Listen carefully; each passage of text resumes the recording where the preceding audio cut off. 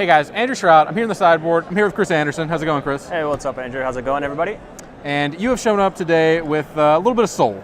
Yeah, I would say quite a bit of soul, actually. As much soul as I possibly could. 4 souls. Yeah, 4 souls. Soul of Theros, Yes. the card we're talking about. The best soul. You're playing kind of a 4-color soul brew, basically. More or less, yeah. right. Basically, it's kind of like the whip decks, the SCGCOL whip, the Abzan whip, except I got rid of the whip and I smashed them together. And instead of playing bees, we play Soul of Theros, which if you guys remember the Titans from M11, M12, Infernal Titan, Sun Titan, Primeval Titan, this guy's like that, except you're the only one getting to play with the Titans. And So yeah, if you untap with this thing, you win the game. It's a reasonable edge, then. Yeah, for sure. So basically, we're just kind of filling up the graveyard. We're not getting anything out of the graveyard. We're just occasionally activating our souls from the graveyard. Yeah, souls come out from the graveyard, but other than that, you're just really filling the graveyard to be able to delve things and play really cheap delve spells. All right.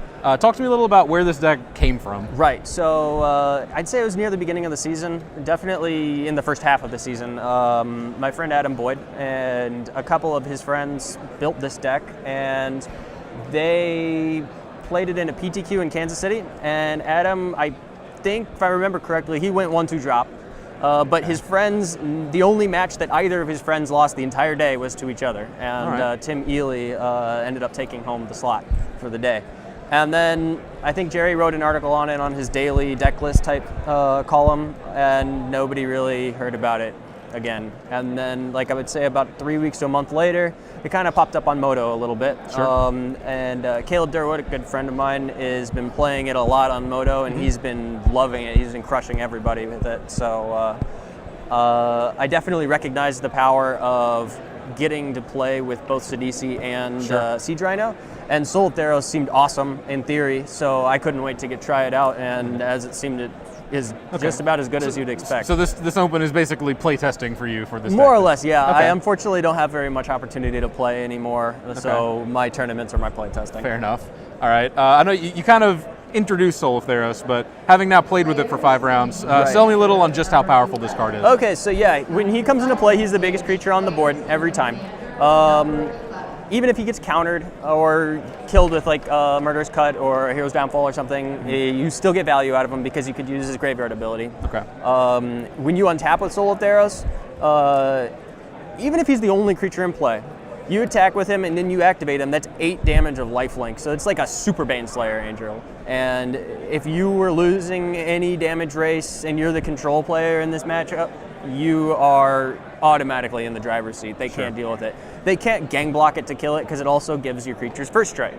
So, like, I had somebody earlier today double block my Soul of Theros with 2 Siege Rhinos, and that did not go well for him because even though he had 2 4/5s, and my guy was an 8/8, the first strike damage killed one of them off first, and I gained a lot of life, and he was down a Rhino. So, first strike is just phenomenal, too. Basically, the biggest thing that the other whip decks are doing is bees. So they've all got Death Touch, and even though you've got like bigger creatures, all their guys are Death Touch, so you can't really get through them. Now we can because all of our guys have First Strike, so all of their bees just die. You gain tons of life, so they can't really race you. All of your guys are bigger than theirs because you get the overrun effect. It's just fantastic. All right. And so you said other whip decks. We're actually not a whip deck. No, we're not a whip deck. We're built like a whip deck, but we don't actually play whips. 4 Sidisi Brood Tyrant.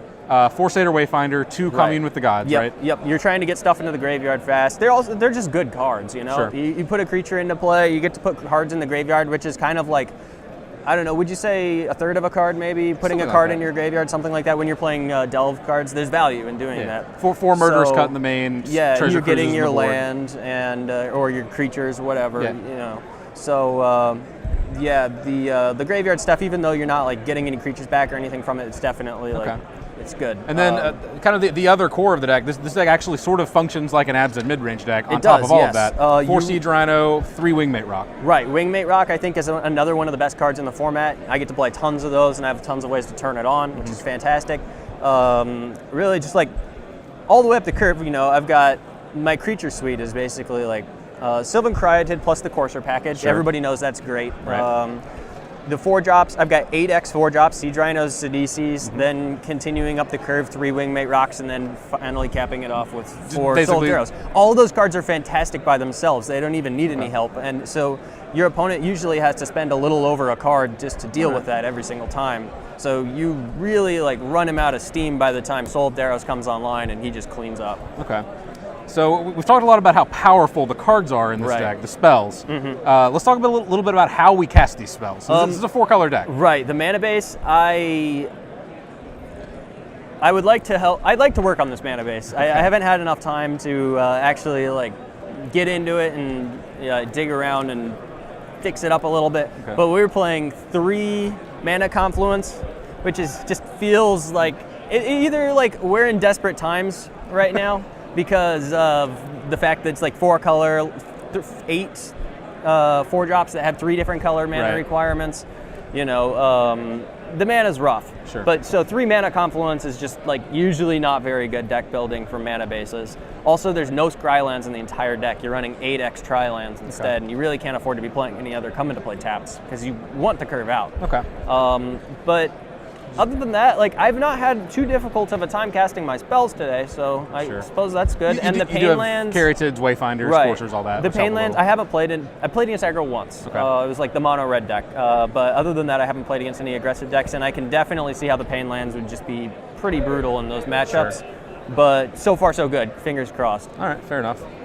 What are you hoping to play against with this deck? What do you think the good matchups are? Well, Caleb told me that all the matchups are at least okay, if not, they're from okay to great, with the exception of Blue-White Heroic. Okay. So I don't want to play against Blue-White Heroic, but other than that, I've been told like everything is just fine. Okay. So I've lost once today, and that was because of my own mistake. Other than that, the decks felt super powerful, and I feel like what I'm doing is just like on a different level than what everybody else is doing. Certainly, it looks kind of on a different like level, power level. Yeah, for sure.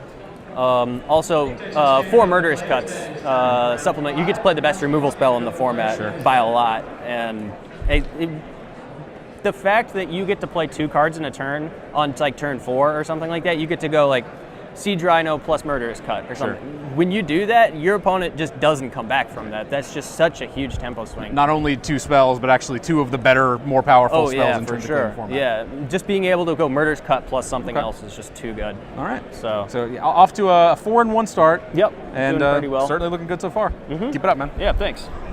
Stick around. We've got plenty more coverage coming of the Standard Open here in Columbus.